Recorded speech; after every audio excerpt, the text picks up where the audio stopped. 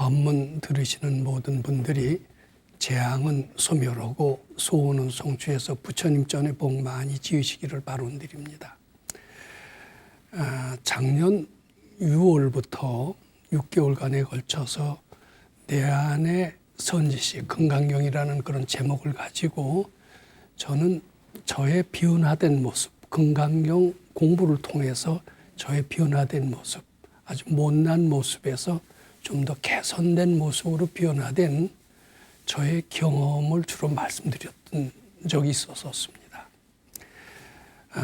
앞으로 6개월은 똑같이 내 안에 선지식 금강경이라는 제목을 가지고 저를 변화시킨 금강경의 정신, 금강경의 내용은 무엇인가?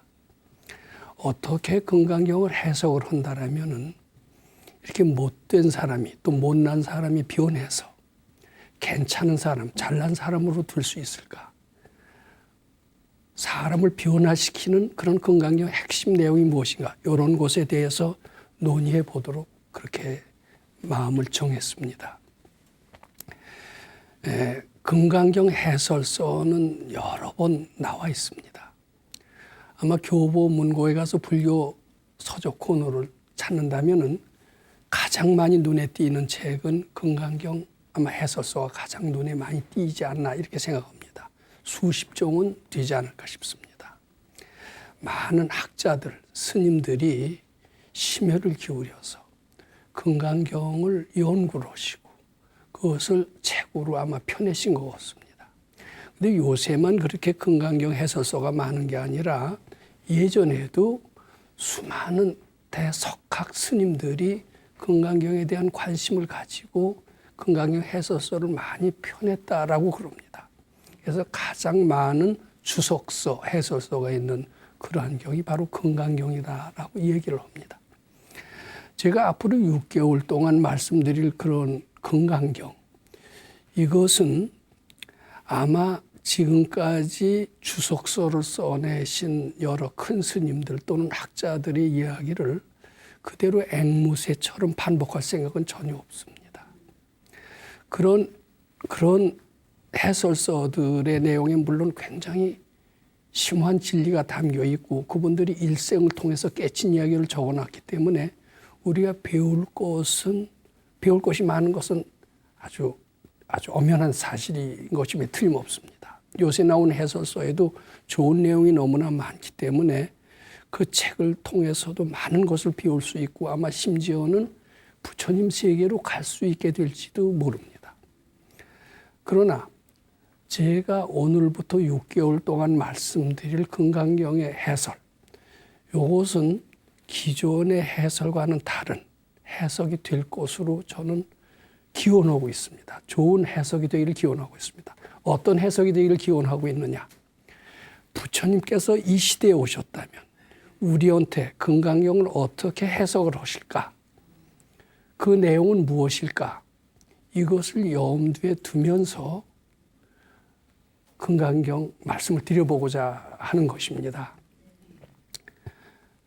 발근이, 부처님과 같은 발근이가 말씀하시는 금강경 해설, 그리고 그렇게 깨치지 않은 보통 사람들의 해설과는 어떻게 다를까?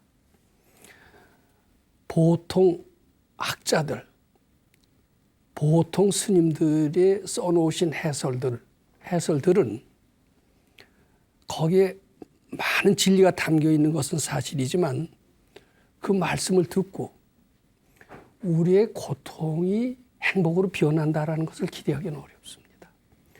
금강경 해설을 듣고 몹시 가난했던 사람이 부자가 됐다는 얘기를 우린 들어보질 못했습니다. 또 금강경 해설을 듣고 외롭고 힘든 사람이 외로움에서 벗어나서 마음이 평화롭고 극락세가 된다는 얘기도 또한 들어보지 못했습니다. 그런데 만일 부처님같이 밝은 이가 하시는 해설이 있다면 아마 그 해설을 듣는 것만으로도 마음의 모든 고통이 사라지고 행복이 올 수 있으리라고 생각합니다. 가난한 사람이 그 말씀을 들으면 가난을 면하고 부자가 될 수 있다라고도 저는 생각을 해봅니다. 이것은 보통 사람들의 상식과는 틀립니다. 그만큼 발근이가 하시는 해설에는 힘이 있고 위력이 있고 사람을 변화시키는 어떤 그 무엇이 있다라고 보기 때문입니다. 제가 앞으로 6개월 동안 말씀드릴 내용은 그런 보통 학자들, 스님들의 해설서, 이것을 되풀이하는 것이 아니라 고난을 바꿔서 행복을 할 수 있는 그런 말씀이 담긴 그런 해설을 하고 싶다라는 겁니다. 제가 이런 이야기를 하면은 네가 뭘 깨쳤길래, 네가 뭔 큰 소식을 했길래 감히 부처님이 이 시대에 와서 할 수 있는 그런 해설을 하겠다고 그렇게 마음을 내느냐, 이런 의문을 가지신 분들이 상당히 많이 있을 것 같습니다. 저는 그런 분들을 위해서 저 자신의 소개를 약간 드리고자 합니다. 저 자신이 과거에 건강경보를 어떻게 했나를 조금 이해하신다라면은 부처님이 이 시대에 오셨을 때 어떤 해설을 할 수 있느냐, 그 해설을 할 엄두를 낸다라는 그 엄두를 낸 근거에 대해서 다소나마 이해하시게 되시지 않을까 이렇게 생각을 합니다. 제가 대학을 졸업하던 아마 1961년으로 알고 있습니다만은 그때 마음이 상당히 황폐해 있었습니다. 무엇을 찾고 있었습니다. 무엇을 찾고 그것을 바탕으로 내 철학을 삼고 내 의지처를 삼고 그렇게 해서 내 마음의 안정을 얻어야 될 것이다 라고 하면서 난 무엇을 자꾸 찾고 있었습니다. 그러다 만난 것이 불법이었습니다. 부처님의 가르침을 처음 듣는 순간 아마 전생의 인연인 것 같아요. 저는 무섭게 불법에 빠져들어가게 됐습니다. 처음 듣는 법문이지만은 어떻게 그렇게 제 마음을 울릴 수 있었을까? 저는 드디어 불교에 관한 책은 닥치는 대로 사서 구해서 볼 마음을 냈던 것 같습니다. 그런데 당시에 벌써 50년도 넘은 그전에는 불교에 관한 서적이 아주 드물었던 시절이었습니다. 용케 고서만을 취급하는 흔 책방에서 지금 벌써 세상을 떠나신 지 오래되신 신소천 스님의 금강경 해설서를 만나게 됐었습니다. 이 금강경 해설을 저한테는 가히 경천동지라고 할 정도로 굉장히 충격적이었습니다. 불교 속에서 이렇게 위대한 진리가 있을 수 있을까? 저는 지금 생각해 보면 금강경의 그 해설을 정확히 깨친 것 같지는 않아요. 근데 무슨 깊은 충격을 주었던 것은 사실이고 제 기억으로는 한 3일 동안 깊은 그 충격에서 삼매에 들어갔던 것 같습니다. 깨쳐서 삼매에 들어간 것 같지는 않아요. 그런데 무슨 인연, 아마 전생의 인연, 전생에 아마 금강경을 많이 했는지 그런 인연인지 깊은 충격을 받으면서 그날부터 저는 금강경을 수지독송하기 시작을 했습니다. 단기간 내에 금강경을 저는 다 외울 수가 있었습니다. 빨리 읽을 수가 있었습니다. 10분이면 한 번을 읽을 수가 있었습니다. 그때 대학생이었습니다마는 고등학교와 똑같이 하루에 6시간 수업을 했습니다. 토요일까지도 수업이 있어요. 요새 대학생 토요일 날 수업이 없습니다마는 평일에 6시간씩 주 5일 30시간에다가 토요일 날 4시간에서 일주일에 34시간을 대학생이지만 꼬박꼬박 수업을 했죠. 저는 쉬는 시간 10분 동안에 금강경을 한 번을 외웠습니다. 그러니까 하루에 6시간 수업이면 육독을 할 정도로 저는 쉬는 시간이면 금강경을 달달달달 혼자서 외울 정도로 금강경에 빠져들어갔던 겁니다. 금강경을 읽으면 무량무변 공덕이 있다라는 것은 저로 하여금 금강경 공부를 점점 더 심취하게 만들었던 것 같습니다. 그때는 불교 서적이 아주 드물었던 시절이었던 것 같습니다. 불교 서적이 뭐가 나오게 되면은 저는 아주 그때 형편이 아주 어려웠음에도 불구하고 불교 서적을 사서 읽었습니다. 그 다음해입니다. 1962년 운호 스님이 지금 봉선사의 조실로 계시던 운호 스님께서 능엄경을 한글로 번역해서 세상에 처음으로 펴내셨습니다. 저는 능엄경을 읽으면서 또 깊은 충격에 빠졌습니다. 자, 금강경, 능엄경 이것을 읽고 깊은 충격에 빠지는 것을 보면은 저는 아마 불교와 깊은 인연이 있는 것 같아요.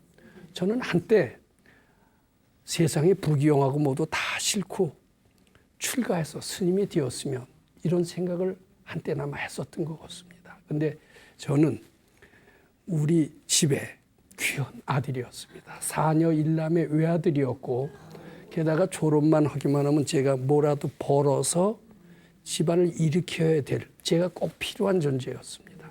제가 만일 출가해서 부처님 공부를 한다라면 특히 우리 어머니의 가슴은 아마 미어 터지게 될 것 같아요. 그래서 차마 출가는 못했지만 출가하고 싶을 정도로 불교에 저는 심취했었던 것 같습니다.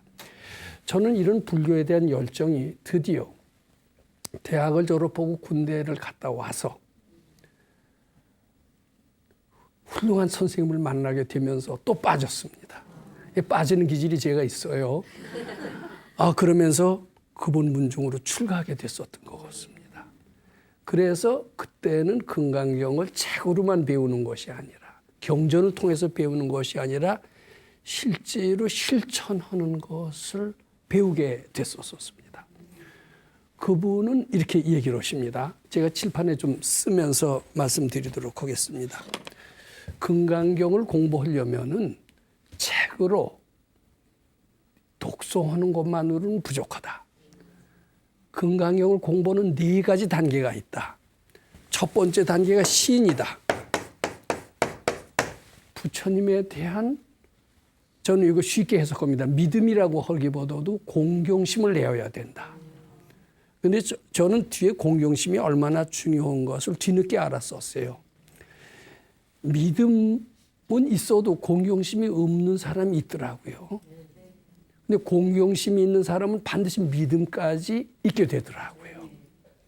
그래서 공경심이 믿음보다 더 상위 개념이라는 것을 뒤늦게 알았었습니다. 그리고 믿음, 이 믿을 신이라는 것은 알고 보면은 공경심이다. 이렇게 표현하면 됩니다. 얼마 전에 입시철이 지났었습니다. 입시철이 되면 교회고 절이고 인산인해를 이루고 있습니다. 내 아들 내 딸이 좋은 대학에 붙어서 어때요? 그 인지상정 아니에요. 바라죠. 그리고 돈을 얼마 내고 절에서 뭐 100일 기도면 100일 기도 이렇게 기도를 붙입니다. 만일 합격을 하면 부처님 덕으로 합격을 했다. 그러면서 그 절에 계속 나가겠죠. 근데 만일 떨어졌을 때는 신심이 뚝 떨어져서 그 절에 안 나가는 수가 꽤 많습니다. 열심히 빌어서 합격을 했을 때 내 믿음으로 됐다 이렇게 얘기를 합니다. 근데 만약에 떨어졌을 때 그 절을 안 다닌다면 또 부처님을 등진다면 그 믿음은 진정한 믿음이라고 할 수가 없죠. 사이비 믿음이라고 할 수가 있습니다. 근데 이런 사이비 믿음을 가진 신자들은 너무나 많아요. 근데 부처님은 진실한 믿음을 가질 때 아마 복을 준다면 주지 않을까 저는 이렇게 생각을 합니다. 그럼 진실한 믿음이 뭐냐 하면은 보통 생각하는 사람들의 믿음과는 틀려요. 공경심이 뒷받친 믿음이 진실한 믿음이다. 이렇게 아셔야 됩니다. 진실한 믿음을 가진 사람은 자기가 기도를 열심히 해서 보람이 없이 자기 자식이 바라는 대학에 떨어졌다 하더라도 그 믿음을 놓치지 않습니다. 그런데 공경심이 뒷받침되지 않은 믿음은 자기한테 불리하게 됐을 때 믿음을 등질 수가 있어요. 이것은 진실한 믿음이 아닙니다. 그런데 금강경 공부한 사람은 우리 스승께서 얘기를 하십니다. 진실한 믿음이 있어야 된다. 즉 공경심이 있어야 된다. 그런데 이 믿음을 더욱더 충실히 하기 위해서는 금강경을 올바르게 해석을 해야 된다. 신해입니다. 금강경은 위에 굉장히 귀에 익숙합니다. 근데 그것을 해석을 잘 못하고 그냥 따라 읽기만 하면은 믿음이 생기더라도 온전한 믿음이 생기기는 아마 쉽지 않을 것으로 봅니다. 근데 그 뜻을 이해한다라면은 그 뜻 이해한다는 게 쉽지가 않더라고요. 저는 금강경을 빠른 시간에 다 외웠다라고 말씀을 드렸습니다만은 그리고 안다라고 생각을 했습니다마는 나중에 금강경을 오랫동안 공부하고 보니까 금강경 제대로 이해했던 게 아니었던 것 같아요. 금강경을 제가 제대로 이해했다면은 신심이 더 깊었을 것이다. 부처님이 더 위대한 사람으로 알고 공경했을 것이다. 라는 생각을 뒤늦게 했습니다. 올바른 해석은 매우 중요합니다. 신심을 키우는데도 매우 중요합니다. 그래서 올바른 해석은 매우 중요합니다. 그 다음에 행이 있어요. 즉 금강경의 내용을 실천하는 겁니다. 금강경 내용을 어떻게 실천하는 거냐. 보통 사람들은 금강경 실천에 대해서 잘 모릅니다. 화엄경을 어떻게 실천하느냐. 화엄경 실천에 대해서 우린 알지 못합니다. 법화경을 어떻게 실천하느냐. 법화경을 해석할 수는 있어도 실천하는 것은 잘 모르겠다. 이렇게 얘기하는 분들이 많습니다. 그런데 지혜로운 이는 금강경을 어떻게 실천하는 것을 압니다. 우리 스승께서는 금강경을 실천하는 방법을 일러주셨습니다. 자, 금강경에 대한 믿음, 그리고 올바른 해석, 그리고 거기에 걸맞는 실천을 한다면 반드시 어떤 깨달음이 오게 되어 있습니다. 이 깨달음을 증이라고 그럽니다. 근데 이 깨달음이 올바른 깨달음이가 아닌가를 자기가 잘 모르죠. 모르니까 반드시 밝은 스승한테 제가 금강경을 믿고 해석을 하고 실천을 해서 이런 깨달음이 얻어졌는데 이게 제대로 된 깨달음입니까? 이렇게 검토를 받는 것이 필요하겠죠. 근데 반드시 깨달아지는 건 사실이에요. 깨달아진다는 것은 알아진다는 뜻입니다. 제가 불교를 좋아했다라는 말씀을 드렸고 좋아한 것이 결국은 금강경을 가리키는 스승 밑으로 출가하게 되었다는 얘기까지 했습니다. 그런데 그 스승은 단순히 금강경을 독송만 시키는 것이 아니라 금강경에 대한 부처님의 가르침을 공경하고 공경이 받들어서 믿어라. 올바르게 해석을 해라. 또 금강경 내고 실천해라. 반드시 깨달음이 있을 것이다. 깨달음이 있으면 나한테 검소를 받아서 올바른 지혜인가를 알아라. 이렇게 만일 올바른 깨달음이 나와서 그것을 자기 몸에 배게 했다라면은 이 사람은 나쁜 버릇을 고쳐서 좋은 개과천선을 해서 훌륭한 사람이 될 뿐만 아니라 모든 고통에서 벗어나서 행복의 세계를 찾게 되고 무지하고 무능의 세계에서 벗어나서 부처님 세계로 아마 갈 수 있으리라는 것을 어렵지 않게 짐작할 수가 있습니다. 자, 저는 출가를 해서 금강경을 신해 행증의 가르침을 실천하면서 여러 가지 깨침이 있었습니다. 그 깨침 중에서 무엇을 말씀드릴 수 있느냐. 아상이라는 것이 뭔지를 알았어요. 아상. 내라는 것. 이것이 제 수도장에 알았던 깨달음 중에서 가장 큰 소득 중에 하나입니다. 우리는 나라는 것이 있는 것 같지 않아요? 나가 있죠. 나 잘 살기 위해서 세상 살잖아요. 잘 먹고 잘 살기 위해서 살잖아요. 내가 노력하는 건 뭐 때문에 노력해요? 나 잘 살기 위해서 노력하는 나라는 놈이 있는 것 같아요. 나는 꼭 있는 걸로 알았어요. 나도 있으니까 누가 있어요? 너도 있어요. 부모도 있어요. 친구도 있어요. 형제도 있어요. 사회가 있고요. 부귀영화라는 것도 있고 고통이라는 것도 있다는 것도 알게 됐습니다. 그런데 나중에 금강경 공부를 하고 보니까 나라는 것이 꼭 있는 것이 아니로구나. 우리가 죄를 많이 짓고 힘들 때는 고통을 받을 때는 내가 분명히 있는 것 같다가 금강경을 자꾸 믿고 올바르게 해석하고 실천하고 이것을 그리고 지혜가 나고 이렇게 되니까 내가 있다라는 생각, 이 생각이 점점 엷어져요. 어느 때는 꼬집어도 별로 안 아픈 것 같아요. 그전에는 누가 날 자존심 건드리는 사람 소리만 들어도 너는 다시 안 봐. 그리고 화가 무척 많이 나는데 금강경 자꾸 공부하게 되면 화도 잘 안 나요. 꼬집어도 별로 안 아파요. 저는 금강경 공부를 한참 하다가 한때 뱀에 물린 적이 있었습니다. 독사에 물렸어요. 가을이었는데 밤중에 나가서 뭐 때문에 잠시 산책을 하다가 따끔 오는데 벌이 쏘인 것보다 되게 아프더라고요. 그래서 밤중 10시쯤 됐을 겁니다. 거기 시골에 있는 병원으로 달려갔어요. 근데 그 병원 의사도 적합한 처치 방법을 잘 몰랐던 것 같아요. 뭐 상식적으로 들은 걸로 해서 뱀에 물린 자리를 칼로 이렇게 째는 거예요. 째더니 마취도 안 해요. 실로 꼬매요. 근데 아마 보통 같으면 소리 지르고 되게 아팠을 거예요. 제 금강경 열심히 공부했던 때였어요. 신심이 충만했을 때예요. 무슨 생각이든지 아프다는 생각도 착각인 줄 알고 부처님께 바칠 그럴 때였었어요. 아무 마취도 하지 않고 열매밥을 꼬매는데요.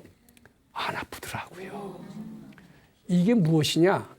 금강경 공부하니까 나라는 즉 금강경 공부를 안 했을 때는 즉 탐진치가 있을 때는 내가 꼭 있는 것 같아요. 나를 보기 위해서 돈도 벌어야 될 것 같고요. 나 잘 살기 위해서 결혼도 해서 애 낳고 뭐 이래야 될 것 같고 이래요. 그리고 부귀영화로 해서 또 달려가야 될 것 같아요. 그래야 나라는 놈이 행복해질 것 같아요. 그것은 금강경 공부하기 전의 이야기입니다. 근데 금강경 공부를 한번 해보세요. 자꾸 하다 보면은 누가 뭐라고 그래도 화가 안 나요. 나 자존심 상하게 해도 화가 안 나요. 그리고 돈을 그전에는 뭐 누가 주기만 해도 좋다가 이제 주는 것도 괜찮아져요. 그러면서 나라는 것이 점점 정말 있나 없나 이렇게 엷어집니다. 저는 드디어 깨쳤어요. 불법이라는 것이 뭐냐? 나라는 것이 본래 없는 것이로구나. 우리는 이거 꼭 있다라고 믿습니다. 꼭 있다라고 믿고 이것으로 해서 살고 있어요. 이것을 영원히 살기 위해서 불로초, 불사약을 우리가 먹는 겁니다.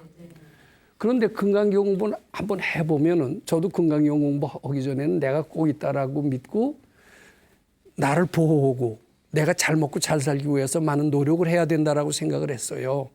근데 금강경 공부 자꾸 하다 보니까 내랄 것이 뭐가 있느냐 이런 생각으로 자꾸 듭니다. 그 과정을 내가 조금 이따 말씀하겠습니다. 그리고 본래 없는 것이라고 하는 그 믿음이 점점 깊어져요. 자, 그리고 불법이라는 것이 뭐냐?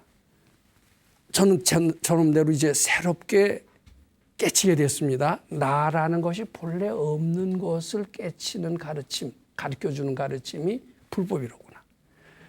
그럼 내가 있어야 세상 사는 맛도 나지 내가 없으면 세상 사는 맛이 어떻게 나느냐.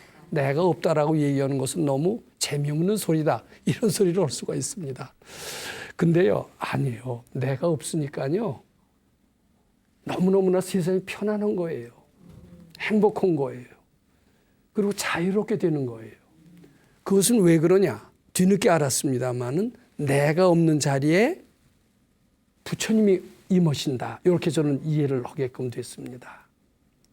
부처님이 뭐냐? 참나예요. 부처님은 우리 절에 가면 대웅전에 계신 가운데 딱 앉아 계신 황금 찬란한 그런 부처님을 부처님으로 생각하지 마세요. 나라는 금강경을 자꾸 신의 행정하면서 나라는 생각이 자꾸 엷어지면서 드디어는 나라는 것은 본래 없는 것이 바로 불법이라고 하는 것을 알게 되면서 마음이 굉장히 편안해지는 겁니다. 편안해지면서 왜 이렇게 편안해지느냐? 부처님 광명이 임했다. 요거 다른 말로 표현해서 참나가 드러났다. 이렇게 얘기해도 됩니다. 그러면서 금강경에 대해서 알아줬어요. 금강경이 뭐냐? 우리는 지금 부처님과 너무나 멀리 떨어진 그런 생활을 하고 있습니다. 우리 절에 가면 스님들이 가끔 무슨 말 끝에 이런 말씀 하시는 것을 알 수가 있습니다.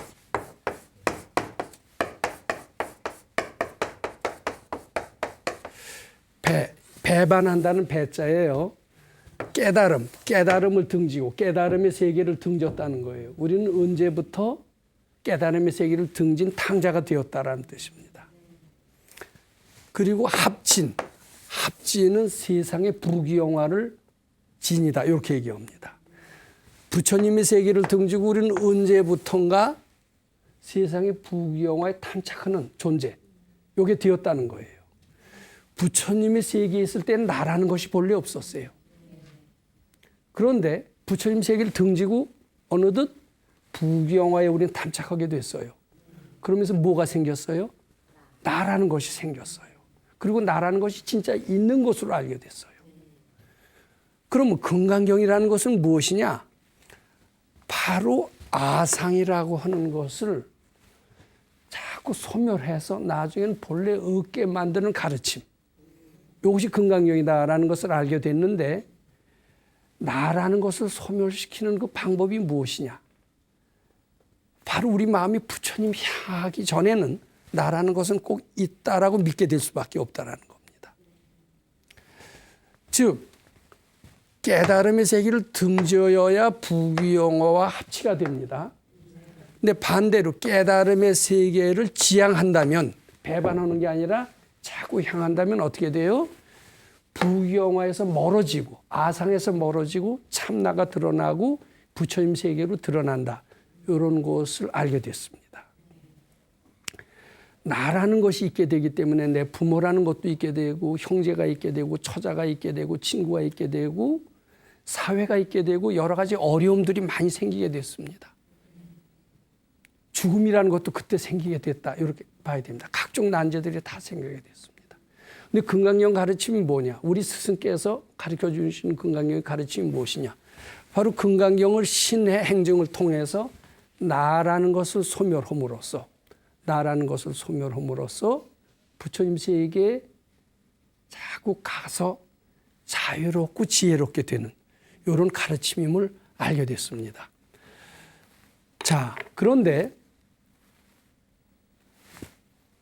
제가 아까 이런 말씀 드렸습니다. 보통 불교 학자들이 써놓은 해설서, 그 해설서를 읽으면은 어떻게 되느냐면 그분들이 열심히 연구해서 그것을 써놨습니다. 지금 시중에 나온 각종 해설서는 불교 학자들이나 스님들이 역시 열심히 연구해서 그걸 써놨어요. 연구의 결과입니다. 근데 그걸 읽으면은 참 잘 썼다 이렇게 느끼기는 하지만은 어때요? 내 궁리가 조금 더 거실 공산이 있어요. 분별이 가라앉지 않습니다. 그 어떻게 열심히 써놓은 걸 읽으려면은 나도 따라서 머리를 짜내야 돼요, 안 짜내야 돼요? 짜내야 되면서 내 분별을 커지게 할 공산이 있어요, 없어요? 커지게 할 공산이 있습니다. 그래서 보통 사람들이 써놓은, 즉 보통 밝은 깨치지 않은 보통 이들이 써놓은 해설서는 내 분별을 커지게 함으로써 까딱하다가 불행을 더 심화시킬 수도 있게 된다는 것을 저는 느끼게 됩니다. 예전에 선방에서 이런 말이 있잖아요. 불림문자.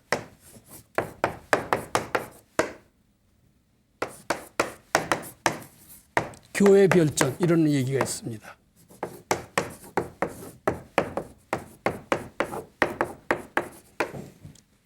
이게 책 보지 말라는 얘기예요. 선방에서 책 못 읽게 합니다. 그리고 각종 경전에 나온 가르침, 여기에서는 깨달음을 얻을 수 없다. 그것이 바로 불림문자 교회 별전이라는 그런 뜻입니다. 즉 밝은 이가 주신 화두에 의해서만 깨칠 수 있다.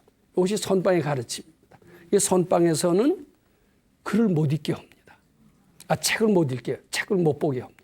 왜냐하면 책을 보는 것은 분별을 일으키게 함으로써 불행을 더 가속화시킨다. 이런 아마 믿음이 있기 때문에 그런 것으로 생각을 합니다.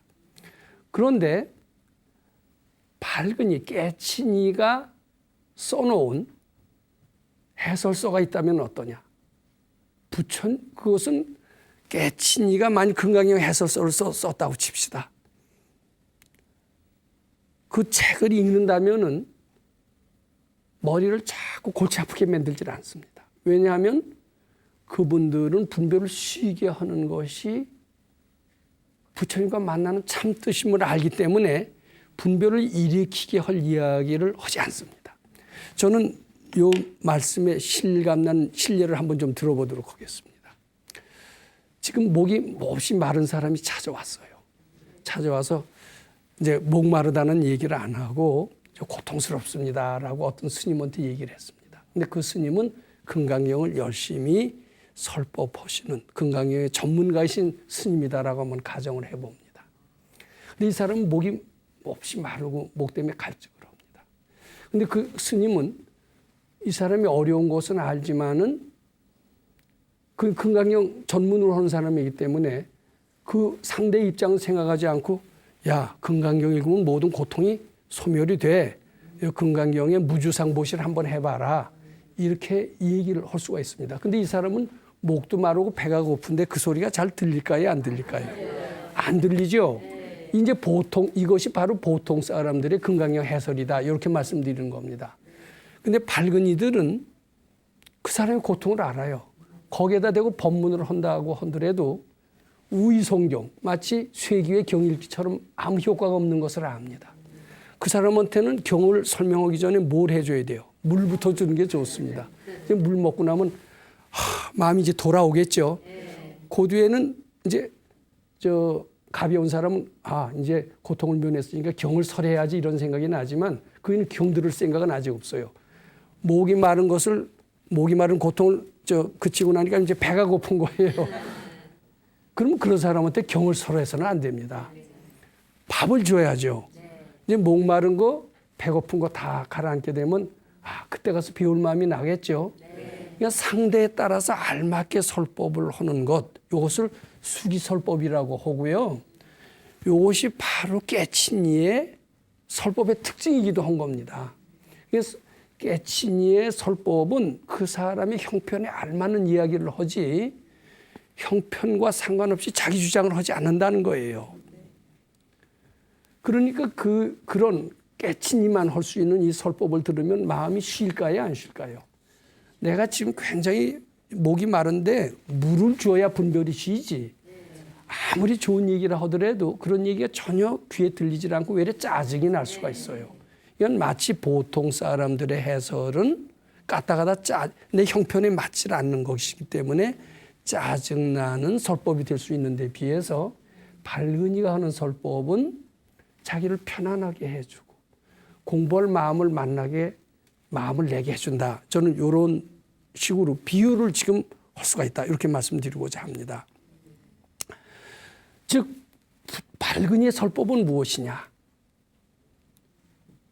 어떤 주장이 없습니다. 항상 부처님과 만나게만 해주는 것이 밝은이의 설법의 특징이다. 이렇게 말씀드리고 싶습니다. 부처님과의 만남은 무엇이냐? 참 나와의 만남이다. 어떻게 해서든지 아상을 소멸하도록 아상이 본래 없도록 얘기하는 것이 밝은이의 설법이다. 이렇게 저는 말씀드리고자 합니다. 자, 그래서 밝은이들은 항상 자기 말할 것을 준비하고 있지는 않습니다. 어느 때 그 사람이 어떤 환경인가를 알고 어느 때나 그 마음이 편안하도록 해줍니다. 아상이 소멸해 주도록 그렇게 합니다. 목이 마를 때는 물을 주는 것이 설법입니다. 물을 주어야만이 아상이 소멸되기 때문입니다. 물을 준다라는 것은 달리 말해서 부처님 향하게 하는 것이나 마찬가지다. 이렇게 이해할 수가 있습니다. 자, 지금까지 제가 이야기를 좀 꽤 했어요. 이것을 다시 한번 정리하고 그 다음으로 넘어갑니다. 제가 어린 나이에 대학생 때 금강경이라는 불법을 통해서 금강경을 통해서 불법을 만나고 심취했다라는 말씀을 드렸습니다. 그것이 원인이 돼서 출가할 마음을까지 냈다라고 그런 말씀도 드렸습니다. 저는 드디어 출가를 했습니다. 밝은 스승을 통해서 집을 버리고 부모님을 버리고 세상이 좋다는 것을 등지고 부처님 공부를 하려고 몇 년 동안 출가를 한 적이 있었습니다. 거기에서 그 스승한테서 배운 것이 무엇이냐? 금강경이었습니다. 금강경을 그분은 단순히 독송만 하게끔 가르치질 않았습니다. 금강경을 실제로 공경하는 마음을 내어라. 부처님 가르침에 공경하는 마음을 내어라. 이것이 참다운 믿음이니라. 그리고 올바르게 해석을 해라. 올바르게 해석을 하면 믿음이 더욱더 커질 것이다. 그리고 이 해석에 걸맞는 실천을 한번 해봐라. 이렇게 했습니다. 그리고 깨달음은 반드시 올 것이다. 깨달음이 나오면은 반드시 밝은 이한테 검토를 받아라. 이렇게 했습니다. 요것을 요약을 하면은 아상이라는 것이 본래 없는 것을 깨치는 것이다. 즉 부처님을 만나도록 하는 것을 알게 됐습니다. 불법이라는 것은 무엇이냐?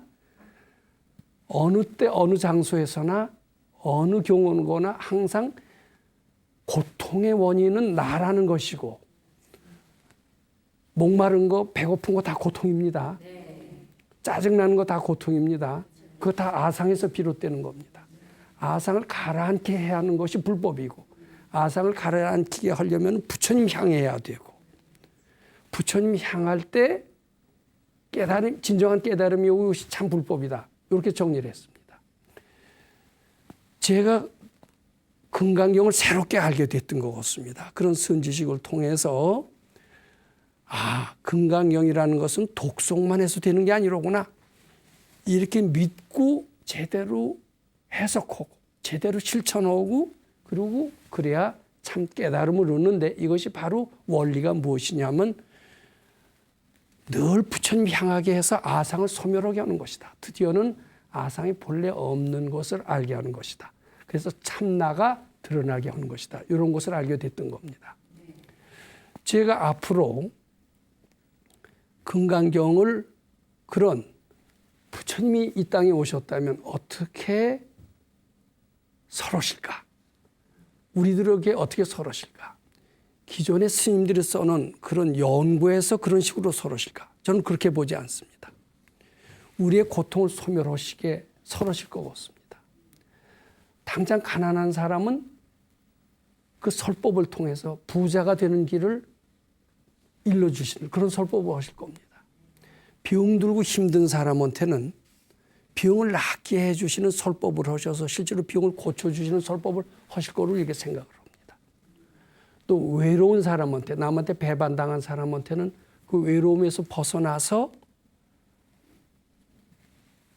아주 부드러운 풍요로운 생활을 하도록 그런 설법을 하실 것이다.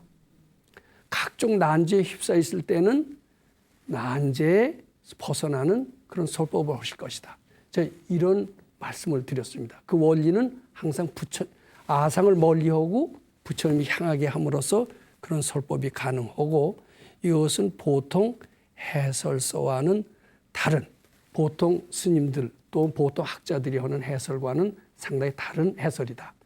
나는 이왕이면 부처님이 이 시대에 오셨을 때 하실 그런 참 설법을 하기를 원한다. 이런 말씀을 제가 드렸던 겁니다. 그리고 제가 그런 말씀을 할 수 있는 그 근거가 있다라면은 금강경을 신해 행증을 통해서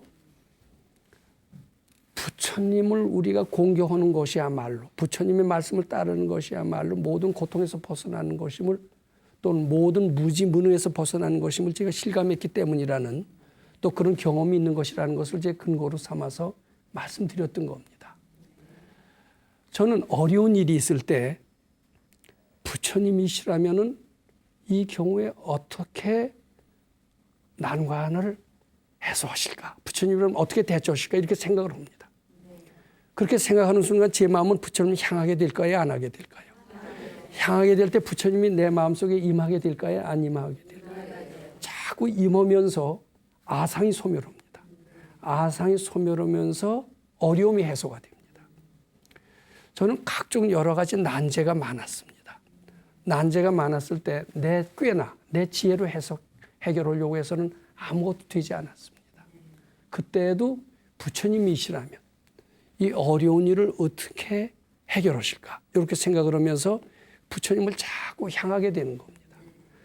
내 머리 굴리고 내 잔꾀 쓰고 힘으로 밀어붙이려고 하는 모든 노력은 다 참다운 해법이 아니라는 것을 나는 너무나 잘 알았기 때문에 부처님이라면 어떻게 하실까? 이런 생각을 늘 하고 그렇게 하다 보면 제 마음은 부처님 향하게 되고 부처님 향하게 됐을 때 그 해법이 나오는 것을 발견했습니다. 제가 다음 주부터 드릴 바로 금강경 해설은 부처님이시라면 어떻게 해결하실까 이런 것을 말씀드릴 겁니다.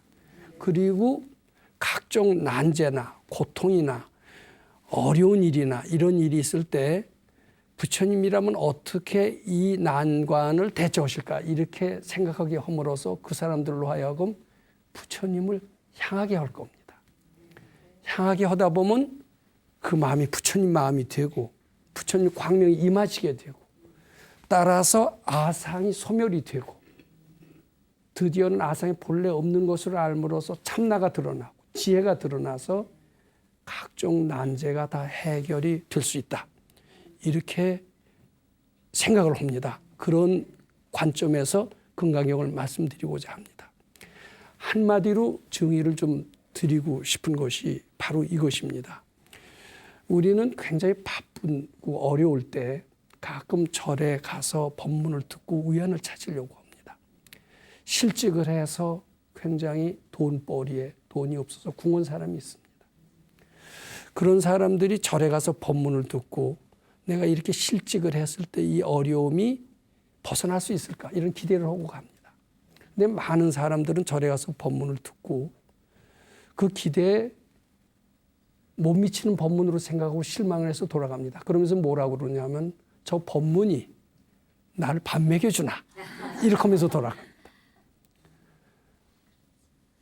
그런데 법문이 밥 먹여주지 않는 그런 법문, 그것은 보통 사람들의 법문입니다. 근데 부처님이 법문하셨다면 밥 먹여줍니다. 정말이에요. 저는 그런 법문이 되기를 생각을 하면서 부처님이시라면은 깨쳐라가 다가 아니에요. 실제로 어려운 일이 있을 때 그것을 해결해 주시는 것이 부처님의 참 법문입니다. 부처님이 이 시대 여기 왔다라면은 밥 먹여주는 법문, 실제로 살게 하는 법문을 하실 겁니다. 그 법문이 무엇인가를 제가 염두에 두면서 요 다음부터 시작되는 금강경 그런 법문이 기대하면서 말씀드려 보도록 그렇게 하겠습니다. 감사합니다.